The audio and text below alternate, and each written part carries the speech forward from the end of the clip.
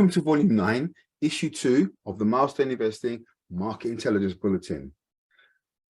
This week's ex-dividend date is the 12th of January 2023. Let's have a look at what happened last week.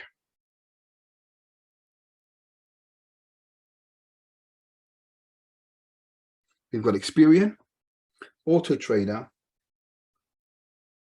and FTSE Investment Trust. So professionals can expect 10%, 5%, 1.8% for Experian, Auto Trader, and FTSE Investment Trust, respectively. For non-professionals, Experian is going to deliver 2.5%, Auto Trader 2.7%, and FTSE Investment Trust 1.8%. Last week we had 3 candidates, and they were in a market that ended up in a bullish trend, as shown on the FTSE 100. If we look at the first candidate, which was Experian, we will notice that it was trading in this range where this green line represents the ceiling and the red line represents the floor. It basically started off, hit the floor, bounced back up again, and it went towards the ceiling by midday. Then it fell back, and again it just found this nice sort of place where it kind of plateaued in the afternoon, where it's really started in the morning and it ended the same place in the afternoon. Thursday it gapped down a little bit and it stayed in the same place for most of the day, most of the morning and into the afternoon. And then as about 1 o'clock came along and the American markets opened, it started to go and fall. When the Friday opened up, it fell again for another 2 hours. And then it basically settled itself inside the bearish drop zone. Stayed there for a few hours, and then it started to make its way back up again by Friday. As of Monday, today, you can see it touched the bullish drop zone, fell back, and found a plateau just below that area. So it's really settled itself between the 2 drop zones. For professional traders who went short, they made anywhere between 12 and 59% shorting this company. For non-professionals, they made between 3 and 16% shorting this company using derivative yields. If we look at those who went long, professionals who went long got a derivative yield of 9.7%, and non-professionals got a yield of 2.4%. And you can see that very few long traders got an opportunity to get their money back.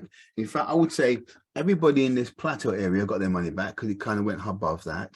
So the ones who didn't get any money would be these guys here and these guys there. So you could argue that most people got their money back with Experian, most, when it sort of stayed in this range for most of the morning. So that was Experian. If we then look at the next one, Auto Trader. Auto Trader was in this range between this green ceiling and this red floor. There's your floor.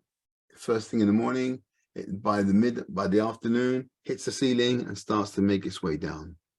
And then on Thursday, it gapped down into the bullish drop zone and then fell a bit more, and then sprung straight up again in the first 15 minutes and started to make its way up. By about 4 o'clock, you saw it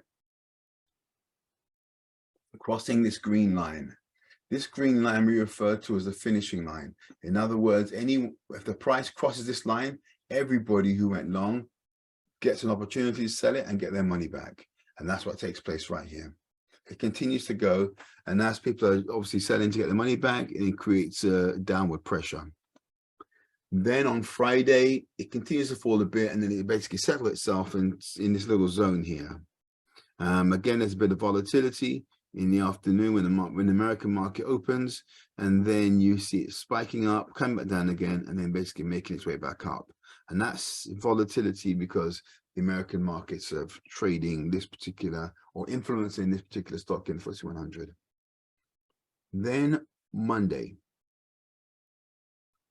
this company gaps up all the way up here and hits an invisible ceiling, falls back down again, and really climbs right back up to the same spot that it touched in the morning.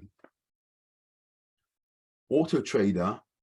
So I'm not going to tell you what happened last week. Obviously, I'm not counting today because today you get an additional premium had you held on to it.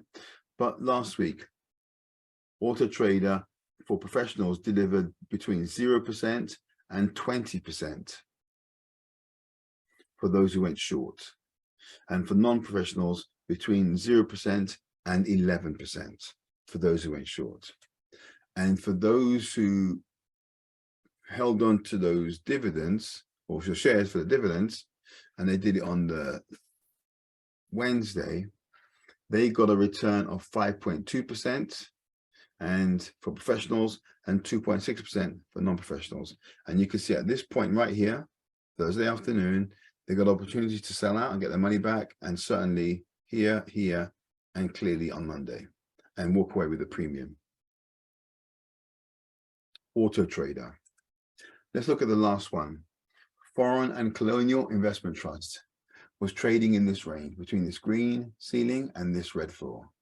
Starts off in the midpoint, hits the floor, in the afternoon hits the ceiling, comes back down again, and you can see it's zigzagging up and down in a way that's quite, volatile. And then it gaps down into the bullish zone, bounces straight out of it, and tries to make its way back up again. Hits the ceiling, bounces on it 4 times, and then starts to fall down.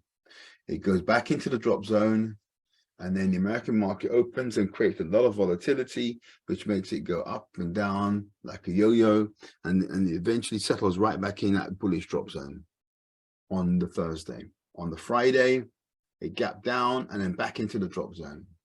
It flew back up again, trying to recover on the upside. It ran out of steam and it just fell right back into the drop zone.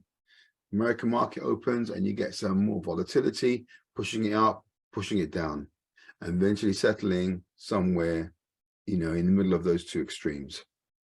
Monday, you see a lot of, upside pressure, which came back down again, and it basically was quite wild in the morning. And then it slowly made its way up. And so by the afternoon, just after 12 o'clock, it peaks, falls back down again. And then by the afternoon, 4:30, it goes right back to where it hits the peak of the early afternoon. And it kind of just closes out just right there. For those who went short, professionals went short, made a return between 0% and 5%. Non-professionals also the same, between 0% and 5%. And you can see that those who went long got a dividend equivalent to 1.7% for professionals and non-professionals. And that was a story for Foreign and Colonial. That's all for this week. Happy investing. Take care.